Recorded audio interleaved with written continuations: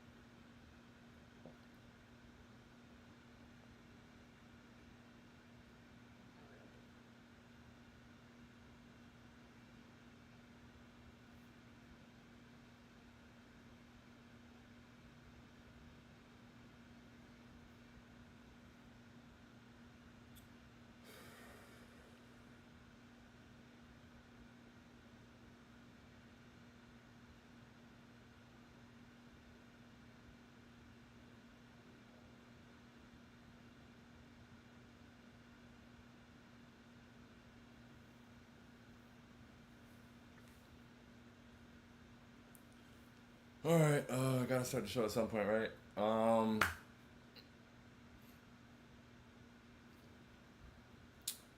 what a tough night.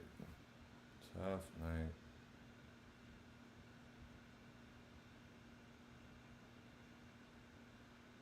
Tough night. All right. Let's get to it. Let's get it over with. I may not get through all the comments. If I do, I'm probably gonna speed through them. I am not good right now. Um,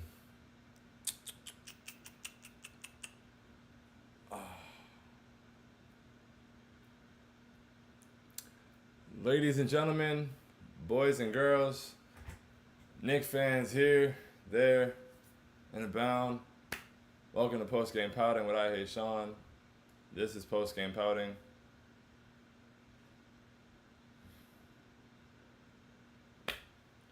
I'm I Hate Sean, and the Knicks took a very tough loss to the Celtics tonight, 133 to 118. I don't think the scoreboard is an accurate reflection of how close the game was. We were in that game at a lot of points. It's just tough, man. The Celtics, the most storied franchise in NBA history, top two at least with them and the Lakers, most storied franchise in NBA history, broke their franchise record for 3-pointers in a game tonight with 27. That's just going to be tough to beat. You can't give up 27 3-pointers and win the game. It's very tough to do. They killed us in the first half. They hit 13 threes. They came out of the gate hitting threes. In halftime hopefuls, we said, we can't allow them to come out and hit that same, they can't allow them to shoot the same way in the second half. In the second half, they hit more threes. Our scheme is a big part of the problem. We are so focused on collapsing into the paint and, not giving up anything in the paint that we just invite snipers to pick us off. I don't understand that as a strategy.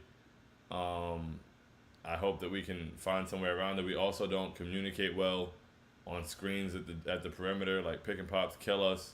At times, both guys walk away from the guy with the ball in his hand, 3-point line, standing there. Or we go under. Like we communicate and get out to the pass when they make the swing. We gave up a lot of penetration, which is weird because I think that RJ and Cam Reddish, I enjoyed that. I enjoyed starting RJ and Cam Reddish. I like what we saw from that. RJ and Cam Reddish both did a very good job on the ball. Like having those two defensive wings was huge. They did a good job on the ball, but it's like the penetration and then allowing the swings was really bad for us. I think I don't want to get in. Julius Randle had a really good game offensively, but Julius Randle also did not close out on the perimeter. Like he did not close out on the perimeter. We saw him do it a lot last year, and he did not close out on the perimeter today. Way too many times. I have no idea why Julius Randle was matched up with Jaylen Brown. Like not the slightest clue. No idea. No idea. I don't understand it. RJ Barrett on Jason Tatum. He did a good job on him for much of the night. Jason Tatum really got he got some shots to go on switches and things like that. RJ did a really solid job with him, though, honestly. Cam Reddish played great defensively when he was switched on to Tatum. He did a good job. I don't understand why you didn't have. I thought it was common sense to have one of them on Jalen and one of them on Jason. That's the benefit of having two of them in the lineup. And instead, we put Julius Randle on Jalen Brown and had Cam Reddish on Marcus Smart. Like, put Julius Randle on Marcus Smart. I don't get it. I don't get it. And I don't want to be mad. I don't want to be angry. I don't even have the energy for it. I'm not gonna lie to you. This might be my retirement from parlays. I had a $5 parlay, 14 legs. Everything hit except I needed one more RJ rebound and one more Julius assist.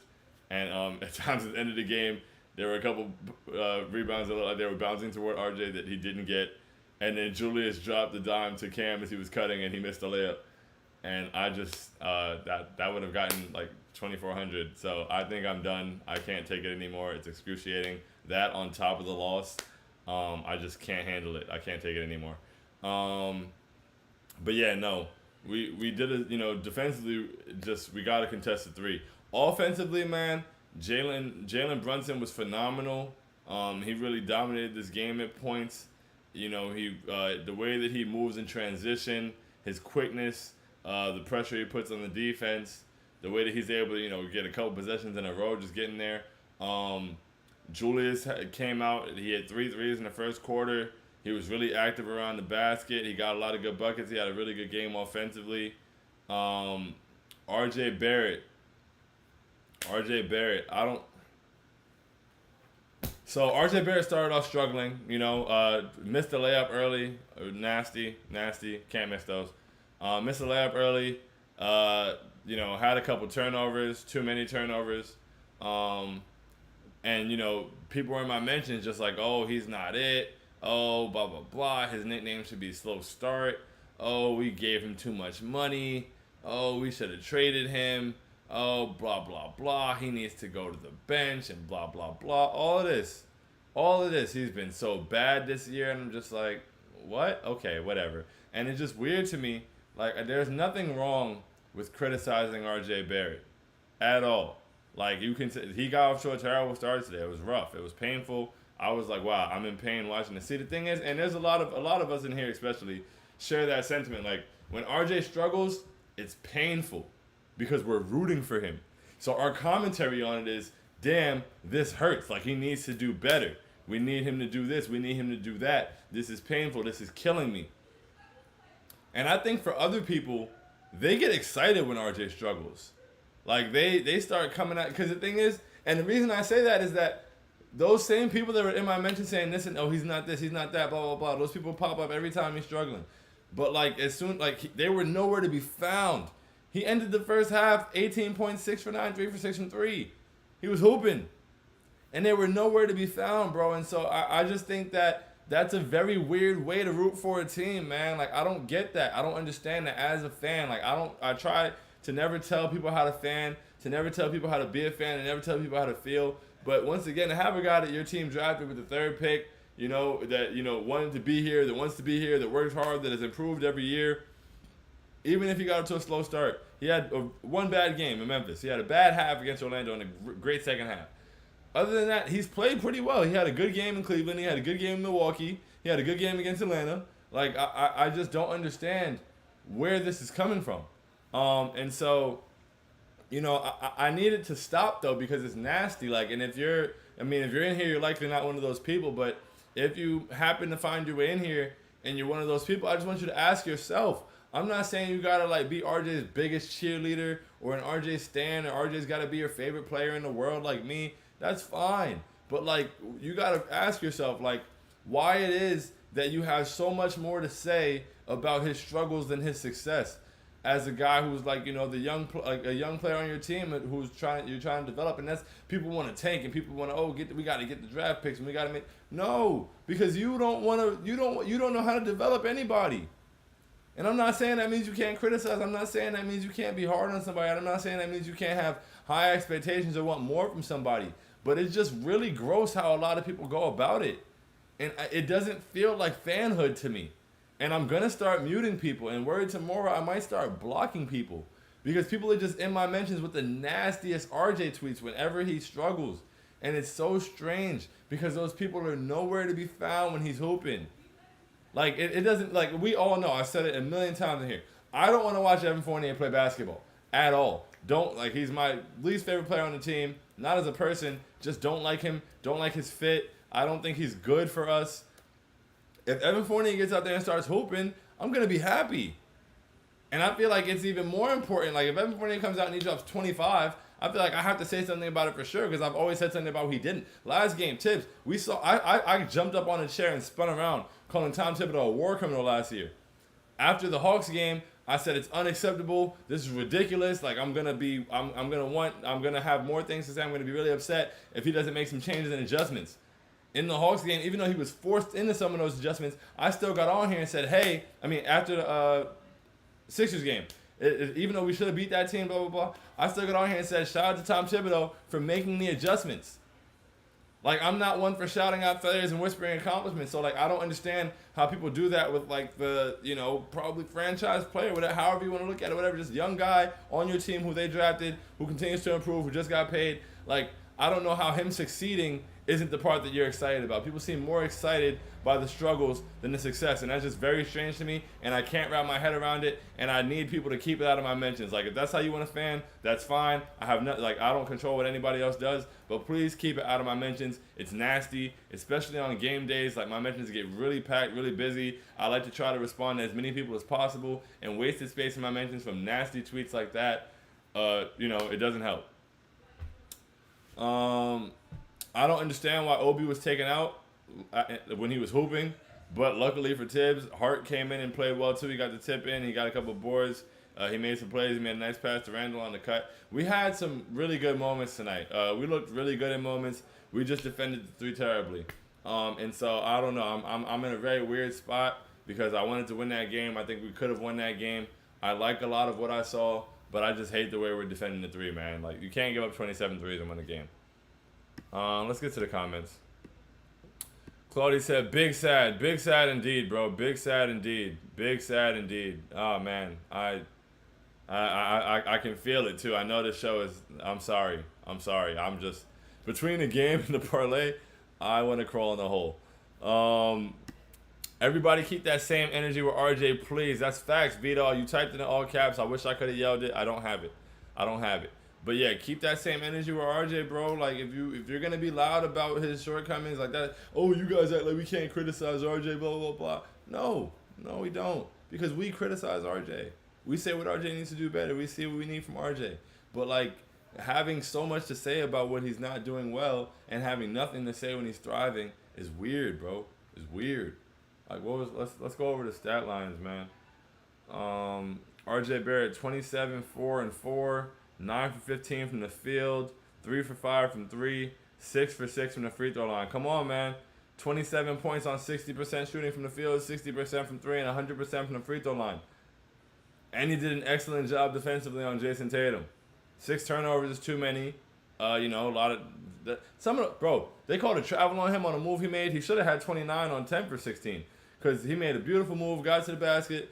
And they called a travel. It's the same move that everybody in the league makes. It's never called a travel. It's Jason Tatum's favorite move. Like, I don't understand, bro. The way that we're officiated, we were officiated pretty terribly at stretches in this game too. Like, especially in the second half, I just feel like the refs were really weird with the whistle on our side. Like, we were getting pulverized at the basket, man. Like, it was ridiculous. Randall got clobbered a couple times. Quick got clobbered on the perimeter by Jaylen Brown. They didn't call anything. We got a 24-second violation. Cam Reddish got smacked on a couple drives, and we got nothing. But on the other end, like, breathing, it's a whistle. I just hate that. It's really bad. But I can't blame that on the game's outcome because we gave up 27 threes. What else? Let me see. Boom. Julius with 29, 9, 2, 10 and 19 from the field, 3 for 7 from 3, 6 for 6 from the free throw line. Really good game from him. Needed him to be better defensively. I need him to get out there and close out, man. Like, you got to close out. You got to stop just looking at shots in the paint. A lot of those switches that we struggle on, where we don't get out to the shooter afterward, are because Julius's man sets the screen and he doesn't get out there. The corner is Julius. Like, you got to get out there, bro. You have to get out there and force that next swing so we can rotate. The defensive rotations die if one person doesn't make that closeout, and you can't be that one person, bro. Come on, do better. But good game offensively. A solid game from Hart. 10 boards, 14 rebounds. He was all over the boards tonight. 5 or 6 from the field. Good game out of Hart. He hustled. He was hitting. He was diving on the floor for loose balls. It was great. Jalen, really good game. 22 points, 3 boards, 10 assists, 10 to 17 from the field. 2 for 2 from the free throw line. Really solid game out of him. Not a huge game from Cam statistically, but his impact was really good. I loved him on the wings. I think he should keep that starting spot. Having him and RJ out there is really great. Allows RJ to go to the 2, and he should be able to take some advantage of more size mismatches going forward. And then off the bench, we didn't get a whole lot. Obi had a really good start to the fourth quarter. Derrick Rose had a really solid first half. He looked like he had some pep in his step today. That was encouraging. But we didn't get a whole lot out of the bench tonight. Let's move on. Bad Eyesight said the offense was fine, but we have to play defense. Everyone is open. Yeah, offense was. You put up 118, you should be able to win a basketball game. The offense was fine, for real. The defense was just. And not only did we not close out and leave guys open, we gave up too many second chance points, bro. That's what kills us. We have to box out. We have to limit teams to one shot, especially down the stretch. Because a team that's hitting 27 threes, like a team that's shooting the way they were shooting tonight, especially when you're giving up those shots, when you actually do get a stop, when they actually do miss, you have to make that the end of the possession. Like when you finally get a stop or they finally miss when they're not missing, and then you allow them to get the rebound and kick it back out and hit a 3, or get the rebound and kick it back out and miss and get another rebound. Like, come on, bro, you're killing it. We killed ourselves in that way. So, yeah, we got to do a better job defending the perimeter, but we also have to rebound, close out possessions, please. Jamal said, big 3 were masterful, positive signs from Drew and RJ. Facts, man, definitely some positive signs there. If we can get production like that out of them every night, man, like, that would be really nice. That would be really beautiful. I mean, I think in the Sixers game, they all had 13 in the first quarter or something like that, or 13 in the first half. And, like tonight, they all had it going. And I think if we can give it to them, if we can have them all have it going like that, and, just get them in their spots, it's really good for us. Claudia said, no adjustments were made. My RJ agenda is back up and running. RJ agenda is back up and running for sure. I'm interested to see what they're going to have to say. I mean, they're going to harp on the turnovers for sure. And I'm not saying that turnovers don't matter, but they're going to act like it was a bad game. They're going to be like, oh, yeah, but he had 6 turnovers. I bet cash, bro, and it's going to be nasty. Jamal said, why did Tibbs have Julius guarding Brown? Brother, that is an excellent question. Why did Tibbs have Julius guarding Jaylen Brown? I have no idea. That easily should have been Cam Reddish's matchup. I would much rather have Julius guarding Marcus Smart than I would have him guarding Jaylen Brown. Maybe you feel like you don't want Julius defending like the point of attack or whatever, but honestly, it's not like Marcus Smart is running like high-low pick and rolls all game. Like, I don't know. I feel like you could have gotten away with having Julius on Marcus Smart. Jaylen Brown was torching us, and Julius doesn't get through screens and stuff like that. So, Jacob Harm said 133 points. That's what's hot, bro. 133 points. You're not reading wrong. Jamal said it was a great game, but we're not winning a game when the team shoots 53% from 3. 53%. They hit 27 3-pointers, bro. They hit 27 3-pointers. RJ and Julius agendas are back, though. Agendas are back for sure. Agendas are back. Charlie King said, all I want to know is what's going on with our team. Go Knicks. Charlie, we didn't defend the 3 at all. That's what's going on. Offensively, we had a solid game. We looked a lot better, but we did not defend the 3. I like the way we played. Ultimately, we played with heart. We stayed in the game for most of it. The scoreboard does not reflect the way this game went, but you can't give up 27 threes. Ulysses said a lot of ups and too many downs. Also, if I see another play of D-Rose, more comment on Twitter like he's the answer in 2022, I'm going to go Pharaoh for real. I don't know why people would be saying things like that. But I like what we got at D-Rose tonight, but I don't think that him not playing a lot has been the issue. And there's probably a reason for the management of his minutes. But he was good tonight, but yeah, that's not why we lost this game. Landon said, got a dip, I had to stop in real quick. We were torched, but scoring was not a huge problem tonight, and it was nice to see. Let's tighten up that D for Monday. That's facts, bro. Thanks for popping in. I don't know if you're still in here, but salute to you always. And yeah, if we come, we go into Minnesota and we play tonight, we should get a dub. But we just can't give up as many threes as we did. Vito said, by the way, Obi playing 15 minutes with no mentions, ridiculous. Shout out iHeart though. Damn, Obi played 15. Obi didn't even play 15 minutes. 14 minutes and 55 seconds after having a huge impact on the game yesterday. I don't get it, bro. I don't get it. And no, Mitch, I don't understand. I don't know what Obi has to do, son. I don't know what Obi has to do. It's starting to feel very, very overwhelming. Not to say he was super hot this game, but it's just like, come on, son. If we didn't get him more than 15 minutes tonight, when is he going to get it?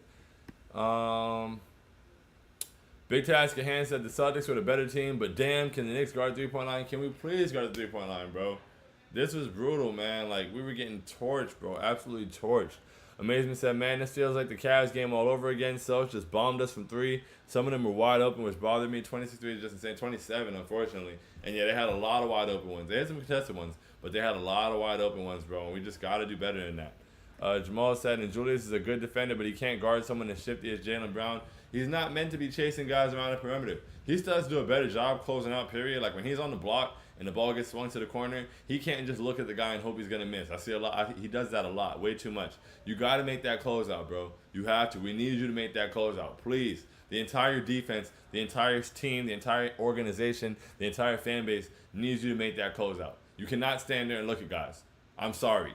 If you need a break, take it on offense. Amazement said, honestly, the only reason we were in the game is because we killed them in the paint. Celtics are a small team, but we just traded basket with them. Threes for twos. Yeah, man. Can't trade threes for twos. That's exactly what it was. We got to the basket a lot. We did what we wanted there. They didn't really have a lot of rim protection. They didn't have Horford. They don't have Time Lord. Blake Griffin is no rim protector. Grant Williams is no rim protector. So, I mean, we were really having our way in the paint. Amazing said, I think RJ knows the fans want to see him do well. That's why I think he presses sometimes. He feels it, especially at the Garden. The RJ hate, I just don't get it either. He's still so young. Still so young, bro. It's really weird. Really weird. Don't understand it. We'll never understand it. It's got to stop. Claudia said, they aren't fans for real. We're going to keep supporting RJ. They are weird and get off hating RJ. They really do, bro. It's a weird method of fanhood. And they think it's like a claim to fame, and they think that we're the weirdos. They think that we're weird for believing in him and rooting for him and wanting him to do well. And I don't understand. You would think the way they act, you would think that RJ you would think that after RJ's Memphis game when he was awful and abysmal, that we came out and said, hey man, RJ's great. That was the greatest game I've ever seen. No, we're very objective about RJ. They act like we're not objective. But it's just weird, bro. It's weird how they get off on him struggling. Amazement said the way fans rode. Oh damn, where'd it go? The comments be getting lost. The way fans rode RJ, I rode Randall like that, but only because I didn't like his body language and his attitude when he struggled. He deserved the criticism, unlike RJ. He works so hard and focuses. Yeah, man, Randall last year, I said it a million times last year. My biggest frustration with Randall wasn't the drop in field goal percentage, three-point percentage from 41 to 32 and things like that. My frustration with Randall was his body language, his attitude, and how he was acting on the court and with the team. That was the part that was most frustrating. It was you're not playing well, but also your effort level is not there. Your energy sucks. That was the frustration. I don't get that from RJ at all. And I just don't understand. I don't understand why people have tried to make him this scapegoat guy. And I really don't get it. Amazing says, so far the Brunson and Earhart signing has been fire. Yeah, man, great signings. 2 great signings. Earhart, 2 years, $16 million is an excellent deal. And Brunson, I mean, great job. He did a great job tonight. I'm looking forward to seeing more of it and seeing the team continue to gel. I like what we saw offensively tonight. I hope we put it together on both ends of the floor. Boom. Amazing said, facts. RJ's officiating has been so inconsistent. I wish he would start getting more whistles to favor him. I really wish, bro. I don't know what it is. I have no idea what it is, but I need it to stop. They got to start respecting my guy. SDS Overfield, what's good, my guy? Obi glued to the bench, and dudes think Reddish is the answer going forward. He ain't. Grimes and Obi need to see more minutes. Randall had a good game cosmetically. It pushed no effect on the game. Sad. I wouldn't say that Reddish isn't the answer. Like I said, I think Reddish did a really good job out there. I think he did his job. I don't think he got a lot of looks offensively, so it wasn't a good box score game. But, defensively, his activity on and off the ball, I think Reddish is good for this team, so I enjoyed his minutes. But, yeah, Obi definitely has to get minutes, bro. I don't understand why he can't. I don't get it, especially after the last game. It doesn't make any sense. It's frustrating. It frustrates me. I can't imagine it doesn't frustrate him. And then even today, in today's game, he started having it going. Earlier in the game, okay, whatever. He doesn't have it going. Maybe you don't feel like you got. But he hit a 3. He drove to the basket, finished across the lane. Drove to the basket the other way, finished across the lane. He was taking over at a point. He took him out the game as he was taking it over. Mike Cortez, TKW in the building. You know the vibes. Tibbs shouldn't last the season. Cam and RJ should have been attached to Tatum and Jalen respected. Bro, it seemed really simple, Mike. I don't get it. I don't know, man. I don't know. Maybe I don't watch enough film. Maybe the film told me that we needed Cam Reddish's length and defensive ability to stop the, flame-throwing Marcus Smart. And couldn't, Julius, we had to hide him on Jaylen Brown. I don't understand the logic behind that at all. I don't know why that happened. I don't know. I hope they ask him about it in the press conference. I don't get that. I don't get that at all. I want an explanation for it. Maybe there's something I'm just missing. But I want an explanation for why you thought it was a good idea to put Julius Randle on Jaylen Brown when you had Cam Reddish in the starting lineup. It's not like you had Evan out there and it's like, I don't want to put Evan on. You had two solid wing defenders. In pre-game prayers, I literally said, I'm so happy for the starting lineup, especially against a team like this. From the offseason, I've been saying, you got to have two defensive wings. You got to have a defensive wing out there with RJ. Whether it's Grimes, whether it's Cam, even IQ, but especially Grimes and Cam because of their length, and especially Cam because of his length, you got to have defensive wings for games like Boston when you have Tatum and Brown, for games like Chicago when you have DeRozan and Levine. And for some reason, we had that today, and we put one of them on Marcus Smart and allowed the other to torch Julius all night. I don't get it. It doesn't make any logical sense. I really hate things that don't make sense. SDS Overfiend said Tibbs needs to go. His time is ticking. Yeah, man. He's not doing himself any favors right now. Amazement said, got to get these next 4 games before we hit the West Coast soon. I want us to get at least 3 or 4, which we can. Got to go be better at home, too. Got to be better at home, man. Got to stop the 3-ball. But, yeah, hopefully we can grab a couple of these games because, the West Coast trip is going to be tough. And we just, we can't keep losing games that we can win. We should have won the Atlanta game. Like, we definitely should have won that. And tonight we could have won. And we got to take care of those games, especially at home. Dia said, we should stop defending like it's 2020, like it's 2012. Stop crashing. Bro, we're defending like it's 1996. And every team, or we're defending like it's 1982 and the three-point line doesn't exist yet. I don't understand. The entire league, bro. The entire league's game plan is penetrate and kick for open shots. And our game plan defensively is to collapse on penetration and allow the 3.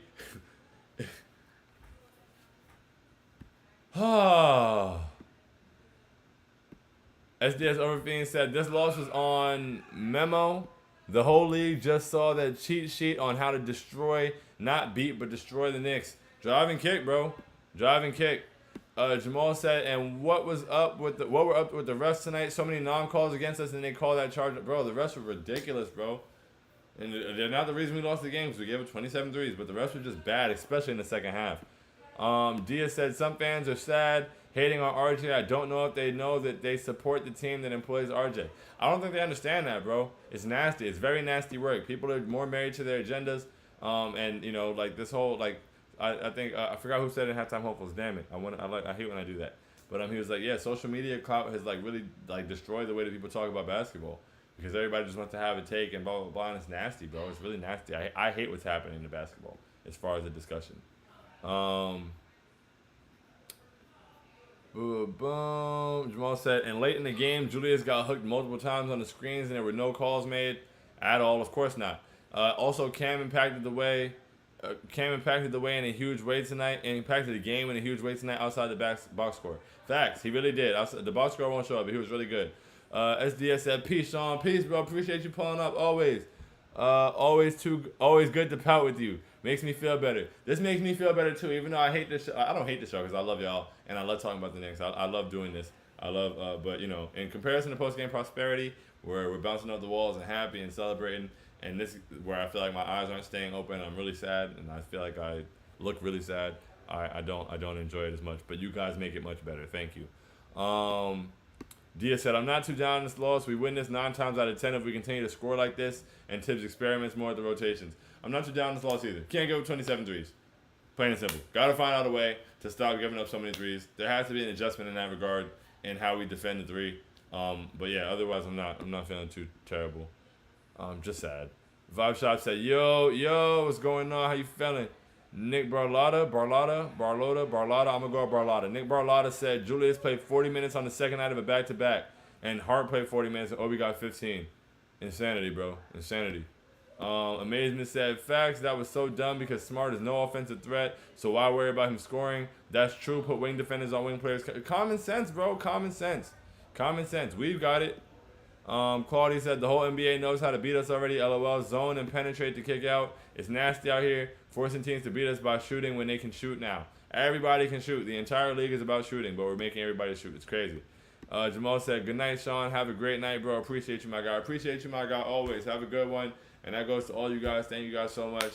Rough game, rough night, sad game. We're all sad, I'm sure. And y'all still pulled up. I really appreciate that. And on behalf of everybody at TKW, we appreciate you for all your support, all your engagement, and, everything. So, on that note, I'll catch y'all after Monday night's game or before Monday night's game for pregame prayers. Enjoy your Sundays. Enjoy football. I hope your teams win, unless you're a Bills fan, because I need the Jets to win tomorrow. But otherwise,